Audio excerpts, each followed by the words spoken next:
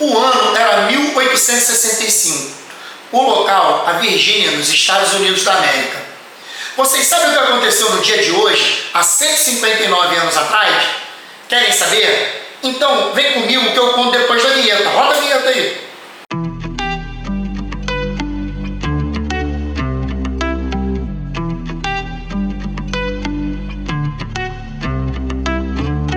Olá pessoal, tudo bem com vocês? Sejam mais uma vez bem-vindos a esse canal. Eu falei que eu ia voltar rapidinho, né? Olha eu aí de novo. O meu objetivo aqui é mostrar para vocês o passado para que a gente não repita os mesmos erros e assim faça um futuro melhor. Eu gosto de repetir isso, porque quando eu pensei nesse canal, eu pensei justamente no que eu penso como conceito para a história, entendeu? Antes de prosseguir, peço a vocês que se inscrevam no canal, marque o sininho, dá um joinha para serem avisados sobre os vídeos novos e assim aumente o meu alcance para que eu consiga fazer mais e melhores vídeos como esse de hoje. E me siga aí nas redes sociais. Sempre que eu puder, eu vou postar lá alguns detalhes que eu não falo nesse vídeo. O meu assunto hoje é a Guerra de Secessão dos Estados Unidos. Num dia como hoje, 9 de abril, só que em 1865, terminava a Guerra Civil Norte-Americana, como era conhecida a Guerra de Secessão. Em Appomattox Courthouse, no estado de Virgínia, o general confederado Robert E. Lee se rende ao comandante das forças da União, o general Ulysses S. Grant, dando fim à mais sangrenta guerra interna que ocorreu em solo norte-americano na história daquele país. Mas o que foi a Guerra de Secessão? Vamos falar primeiro das origens dessa guerra. Os 3 estados originais que formaram os Estados Unidos, lá na segunda metade do século XVIII, estavam concentrados na costa atlântica americana, desde New Hampshire, ao norte, até a Geórgia, ao sul. O século seguinte, século XIX, foi marcado pela expansão territorial ao oeste, alcançando até a Califórnia, no Oceano Pacífico. E essa colonização, por razões geográficas, foi diferente para os estados do norte e os estados do sul. A economia dos estados do sul, por exemplo, que tinha um clima mais quente, era fortemente marcada pelas grandes fazendas de monocultura, principalmente o algodão, as chamadas plantations, onde a mão de obra era dos escravos africanos. Já os estados do norte, em razão do clima mais frio e que não favorecia a agricultura, voltaram sua atividade econômica para a indústria, aproveitando-se das revoluções industriais marcantes na Europa naquela época para desenvolver a sua economia. Portanto, os estados do norte aboliram a escravidão, já que o mercado consumidor precisava ser forte, assim alimentar o ciclo da indústria, né? Precisava de gente para comprar, quanto mais comprava, mais produzia, quanto mais produzia, mais comprava. Era um ciclo. Essas diferenças socioeconômicas foram determinantes para a guerra que viria. Com a expansão territorial do século XIX, criou-se outro ponto de atrito entre os estados do norte e do sul. Qual seria o modelo econômico a ser implementado nesses novos estados e territórios que foram sendo conquistados ao longo do século XIX? Qual seria? Seria a economia desenvolvimentista industrial, que era marcante no norte, ou seria a economia agrícola do sul, escravocrata? Por último, e não menos importante, a questão alfandegária acirrava os ânimos e as diferenças entre essas regiões. Os estados do norte, com a indústria ainda sem condições de competir com os estados europeus, eram favoráveis à implementação dos impostos de importação. Assim, seus produtos seriam competitivos tanto no mercado interno quanto no mercado externo. Já os estados do sul eram contra essas barreiras alfandegárias, já que essas barreiras obrigavam a população do sul a comprar produtos mais caros e, ao mesmo tempo, tiraria a competitividade dos seus produtos agrícolas, tornando mais interessante, principalmente para o mercado europeu, as culturas da América Central, principalmente Cuba e Haiti, e da América do Sul, a gente aqui o Brasil, né? Estava assim armado o cenário que acirrava cada vez mais os ânimos. O estopim para o conflito, para a Guerra de Secessão, foi a eleição, no final de 1860, do republicano Abraham Lincoln à presidência, um declarado abolicionista.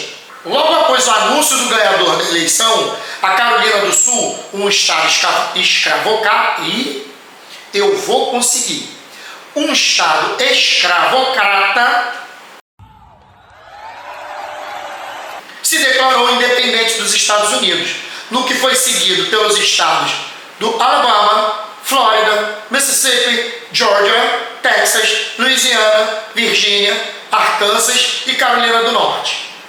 E o Tennessee, que então se juntaram e formaram os Estados Confederados da América. Em 1861, o Exército Confederado atacou o Forte Sumter, que, mesmo sem ter deixado mortos, suscitou uma reação violenta do Norte sob o comando de Abraham Lincoln, que declarou então a guerra.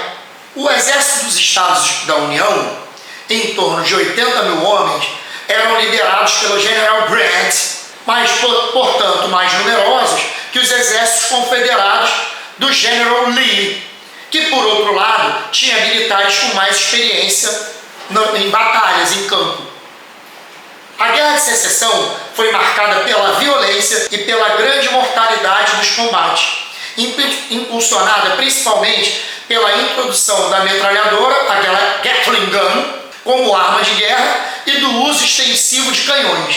As grandes batalhas dessa guerra foram a de Antietam, em 1862, no estado de Maryland, Bull Run, na Virgínia, em 1861 e 1862, e a mais famosa delas, a de Gettysburg, em 1863, na Pensilvânia, onde os soldados da União obtiveram uma vitória decisiva, impedindo o avanço do exército confederado e aumentando assim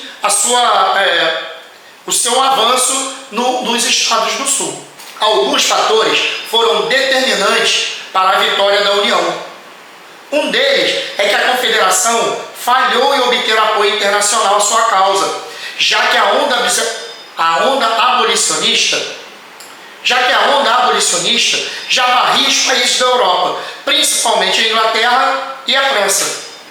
Com mais recursos navais, a União conseguiu realizar um bloqueio marítimo nos portos do Sul, a chamada Operação Anaconda, dificultando a reposição e o abastecimento do exército confederado, além de sufocar a economia da região. Outro ponto a ser destacado é o ato de emancipação, assinado pelo presidente Lincoln em 1862 e que entrou em vigor em 1º de janeiro de 1863, que abolia a escravatura em todo o país, em todo o território americano, o que motivou os escravos do Sul a fugirem para o Norte. E já que eles eram a principal mão de obra dos estados do Sul, das fazendas do Sul, prejudicou ainda mais a já combalida economia sulista. O agravamento da situação econômica dos Estados Confederados corroeu a capacidade de seu exército de lutar, culminando com a derrota ocorrida no último reduto confederado, em Appomattox, e a consequente rendição do líder confederado, General Lee, em abril de 1865. Acabava, assim, uma guerra que ceifou aproximadamente 600 mil vidas americanas. E a pergunta que eu sempre faço, e daí? Qual o impacto desse fato para a nossa história? Ou, principalmente, para a história americana, no caso. A Guerra de Secessão cravou profundas raízes na cultura americana. A reconstrução e reintegração dos Estados do Sul à União foi extremamente custosa. Porém, a industrialização foi impulsionada com o fim da guerra. E as obras de infraestrutura e reconstrução modernizaram a economia americana, atualmente a maior do mundo. Para se ter uma ideia de como essa guerra marcou a cultura americana, até hoje são encenadas batalhas dessa guerra por voluntários que se passam por confederados e por soldados da União. Por fim, outra característica marcante do fim dessa guerra é que por conta dela acirraram-se o racismo e a desigualdade racial, principalmente nos estados do Sul, cuja segregação racial durou até a segunda metade do século XX. Mas isso é assunto para outro vídeo, né? E se vocês gostaram desse assunto, eu sugiro que assistam o filme 12 anos de escravidão, que aborda bastante a temática escravagista dos Estados Unidos. É bastante lenço, o filme é bem triste. E também acompanhe a série O Último Ato, na Apple TV, serviço de streaming, que trata da perseguição a John Wilkes Booth, assassino do presidente Abraham Lincoln, que tem tudo a ver com a Guerra de Secessão. E aí, gostaram? Se gostaram, pessoal, não se esqueça aí de curtir, compartilhar esse vídeo e dar um joinha. Beleza? Até a próxima. Tchau, tchau.